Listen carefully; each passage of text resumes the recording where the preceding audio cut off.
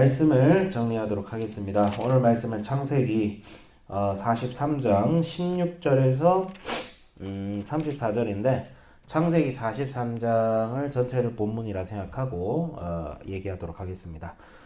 이 땅에 지금 기근이 계속 심해지고 있습니다. 그러니까 요셉이 이제 하나님께서 요셉에게 꿈으로 말씀하셔서 보여주신 7년의 대풍년과 7년의 대흉년이 애굽을 덮치고 있어요. 근데 이제 애굽의 풍년인 시기에 요셉은 이제 이집트 왕인 파라오에 의해서 총리로 삼아져서 7년의 풍년을 대비합니다. 7년의 풍년.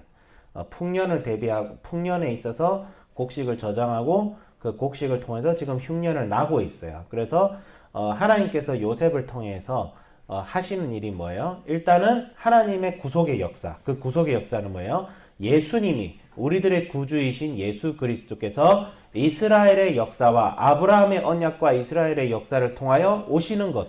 그 오시는 역사 가운데 하나님께서는 요셉을 사용하고 계십니다. 그게 1차적인 것이고 2차적인 건 뭐예요? 하나님께서 요셉을 통하여 열방을 구원하는 모습이에요. 이집트가 곡식을 저장하니까 그 당시 메소포타미아와 이집트에 있는 모든 사람들이 살았어요. 그 말은 뭐예요? 하나님께서 하신 일들. 그러니까 요셉을 통하여 하나님께서는 이집트와 열방을 구원하고 계신다는 거예요. 그럼 여기서 우리가 한 가지 적용을 해야 될 것은 교회는 누구를 위해서 존재하는가? 교회는 일단 예수님의 몸된 교회는 교회 밖에 있는 사람들을 위해서 존재합니다. 교회는. 어떻게 해요? 당연하지만 첫 번째는 뭐예요? 복음을 전해야 됩니다. 우리는 복음을 전해야 돼요. 하지만 두 번째가 있어요. 그게 뭐냐면 그 복음을 전하기 위해서 우리는 이 세상의 필요를 채우고 이 세상을 섬길 수 있는 사람이 돼야 됩니다. 여러분 생각해 보세요. 어디 이제 동남아든 아프리카든 어느 나라든 좋아요. 굶어 죽어가는 아이가 한 명 있는데 그 아이에게 성경책을 읽어주면서 너 예수님 믿을래라고 얘기하는 게 우선이 돼야 될까? 아니면 지금 그 아이의 배고픔을 채우고 그 아이의 생명을 구하기 위해서 식량과 의료품이 더 필요할까? 여러분 첫 번째야 두 번째야? 당연히 두 번째지. 굶어 죽어온 애한테 무슨 성경책이 필요합니까? 죽하고 의약품이 먼저. 그거 해서 애를 살려야 될 거 아니에요. 애를 살려야 복음을 전하고 그 사람들에게 선을 행하고 그 사람들과의 소통과 그 사람들하고의 신뢰가 형성이 돼야 복음이 들어가는 거예요. 예. 그래서 우리는 뭐예요? 우리는 복음을 전하고 사람들을 섬김으로써 교회는 이 땅에 뭐가 되는 거예요? 이 땅에 대안이 되고 이 땅에 구원이 되고 이 땅에 빛과 소금이 되는 거예요. 그래서 예수님께서 너희는 빛이 되어라 너희는 맛을 잃은 소금이 되지 마라 그런 얘기하는 거예요. 그리고 경고도 하시죠? 말 잃은 소금은 땅에 짓밟힙니다. 그러니까 소금이 맛을 잃으면 소금이 아니라는 거예요. 소금으로서의 대우를 받을 수가 없다는 거예요. 그러니까 교회는 이 땅에 맛을 살리고 부패를 방지하고 이 땅의 빛이 되어야 됩니다. 근데 하나님께서는 요셉을 통하여 그 일을 지금 하고 계시는 거죠. 그래서 요셉이 일을 하는데 이제 형제들이 옵니다. 형제들이 오는데 제가 봤을 때는 요셉이 형들을 용서해 가는 과정 속에 있는 것 같기도 하고 그 다음에 이제 베냐민을 데려오려고 이제 가족들이 기근 속에 가나안 땅에 살고 있잖아요. 그러니까 자기 혈육인 그러니까 형들도 아버지도 자기 혈육이지만 일단 자기 혈육 중에 혈육은 누구예요? 결국 동생이잖아요. 어머니가 같은 어머니 밑에서 자란 자기 동생 생이별했죠. 완전 생이별했죠. 그 생이별한 자기 동생을 데려오고자 한번 조금 이제 너희들 정탐꾼이다 해가지고 약간 잡돌이를 좀 하고 그 다음에 이제 데려옵니다. 근데 이제 야곱의 이 모습이 저한테는 조금 짠하게 느껴졌어요. 그래서 유다가 이제 다시 곡식을 사와라. 왜? 곡식을 먹고 나니까. 그러니까 1년 동안 무슨 일이 있었던 거예요? 베냐민을 데려오기로 했는데 이제 형들이 요셉 총리한테 베냐민을 데려오기로 했는데 베냐민을 못 데려온 거예요. 야곱의 반대로. 그 식량이 떨어질 때까지 가만히 있다가 야곱이 다시 사와라니까 유다가 베냐민을 데려가야 된다. 이러니까 야곱이 여기서 이거를 생각해야 돼요. 지금 야곱이 하고 있는 건 편애가 아니라 부성의 울부짖음이에요. 생각해 보세요. 라헬이 죽었잖아요. 그러니까 요셉은 라헬의 아들이었고 요셉이 굉장히 기대하던 아들이었어요. 왜냐하면 야곱이 대단히 기대하던 아들이었어요. 왜냐하면 하나님께서 요셉을 택하셨다는 것을 야곱은 알고 있었거든. 그렇기 때문에 채색옷을 지어 입힌 거예요. 채색옷을 지어 입히고 장남으로서의 역할을 할 수 있도록 야곱이 요셉을 세웠는데 요셉이 하루아침에 죽었어요. 야곱은 짐승에게 물려 죽은 걸로 알고 있어요. 그러면 요셉 근데 지금 이 정황을 보니까 어쩌면 자기 자식들에 의해서 요셉이 죽은 게 아닐까라는 의심을 하는 것 같기도 해요. 왜냐하면 이 본문을 보니까 너희들 때문에 지금 베냐민도 이렇게 생겼다라는 말이 너무 공격적이에요. 굉장히 지금 공격적이에요, 지금. 예.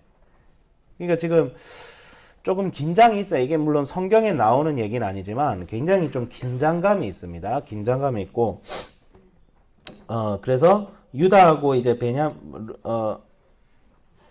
그래서 9절에 유다가 뭐라고 얘기하면 내가 그를 위하여 담보가 되오리니 아버지께서 내 손에서 그를 찾으소서 내가 만일 그를 아버지께 데려다가 아버지 앞에 두지 아니하면 내가 영원히 죄를 지리이다. 뭐 이런 식으로 얘기를 하고 나중에 보면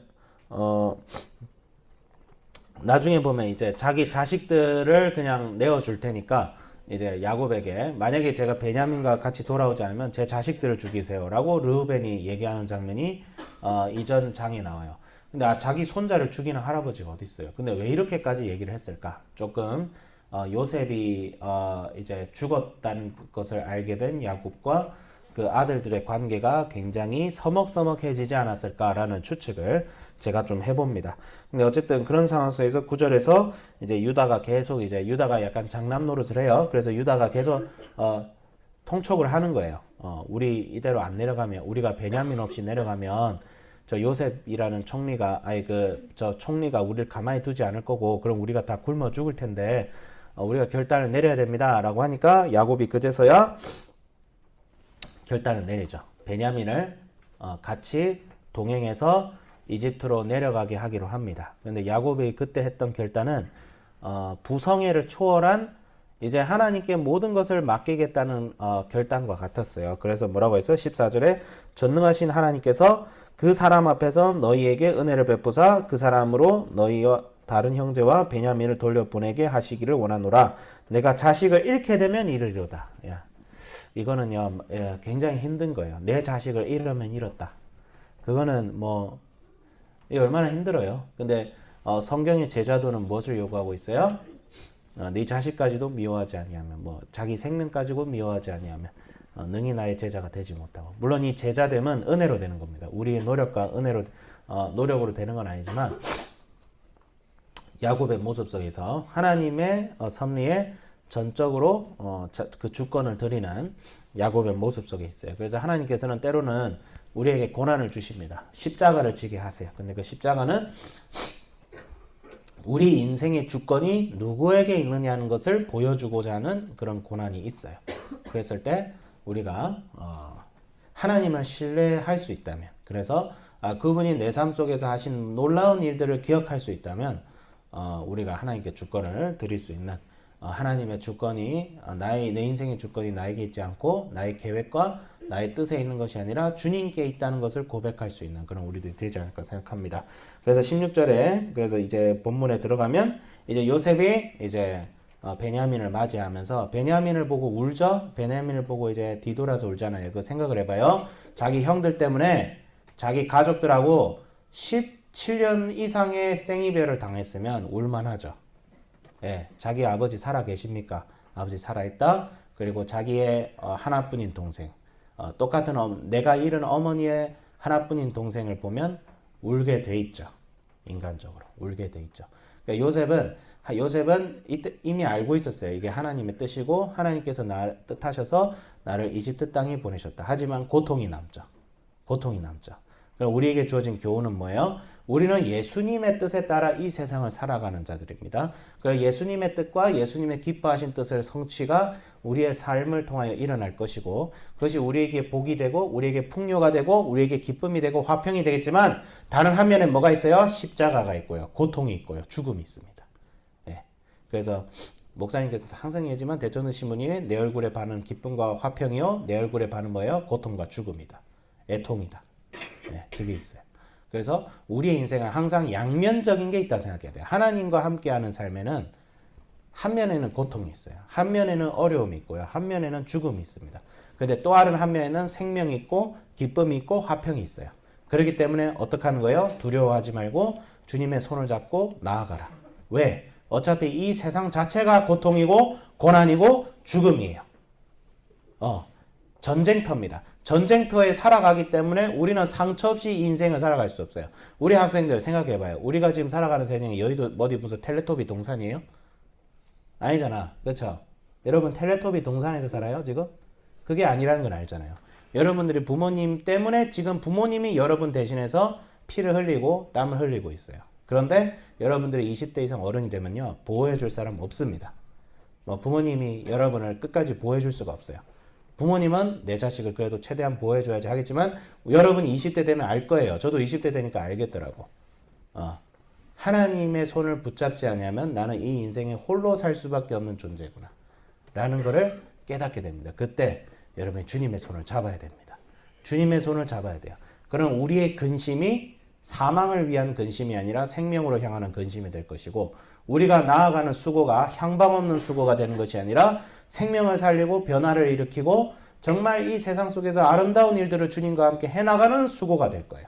어차피 인생을 고통스럽게, 어차피 인생을 수고하면서 살 거라면 무엇을 위해서 살 것인가를 고민해봐야 돼요. 내 배 불리고 나만 잘 먹고 잘 살기 위해서 인생을 수고롭게 살겠다. 그게 처음에는 괜찮아 보이는데 나중에는 허망합니다, 여러분. 나중에는 허망해요. 컴패션에 갔을 때 거기엔 부자들 되게 많았어요. 근데 왜 컴패션 왔냐고 하니까 어머니 말 허망해서. 돈을 그렇게 많이 버는데 인생이 허망했는데 컴패션 와서 살만하대. 다른 사람을 돕기 시작하니까 사람이 인생이 살만해진대요. 그 왜 그럴까? 사람이 떡으로만 사는 거 아닙니다. 우리 예수님 분명히 얘기했어요. 사람은 떡으로만 사는 게 아니에요. 당연히 돈 벌어야죠. 근데 돈 많이 번다고 인생을 즐겁게 살 수 있는 건 아니에요. 하나님의 뜻대로 살아야 돼요. 하나님께서 우리를 그렇게 만들었어요. 그래서 순종하면서 주님께 모든 것을 맡기고 주님이 내 인생의 주권을 가지고 있고, 그래서 우리가 한 손의 실력과 한 손의 영성을 가지고 십자가를 지는 인생을 살자가, 십자가를 지는 인생이 복이 있는 인생이다 라는 믿음을 가지고 하루를 우리가 살아갈 수 있으면 좋겠습니다. 자, 기도하겠습니다. 하나님 아버지 감사합니다. 다 야곱이 졌던 십자가, 요셉이 졌던 십자가, 주님 그 십자가를 생각합니다. 주님께서 우리 각자에게 져야 될 십자가를 주십니다. 그러나 주님 그 십자가의 길은 고통 이면에 있는 복된 길이요, 저주 이면에는 축복된 길이요, 죽음 이면에는 그 죽음을 삼키는 생명의 길입니다. 주님 이 세상이 이미 사망 권세로 뒤덮여 있는데 주여 우리에게 남은 선택지는 주님의 손을 잡는 것밖에 없음을 우리가 인정하고 기억하고 고백하게 하여 주시고, 주님의 손을 잡고 우리의 수고가 향방 없는 수고가 아니라 생명을 낳는 수고가 되게 하시고 희락과 기쁨을 회복하는 수고로 변화되게 하여 주시옵소서. 주님께 모든 것을 의탁하오며 주님께 그 주권을 드리는 저희들 되게 하여 주시옵소서. 감사드리며 우리 주 예수 그리스도 이름으로 기도드립니다. 아멘.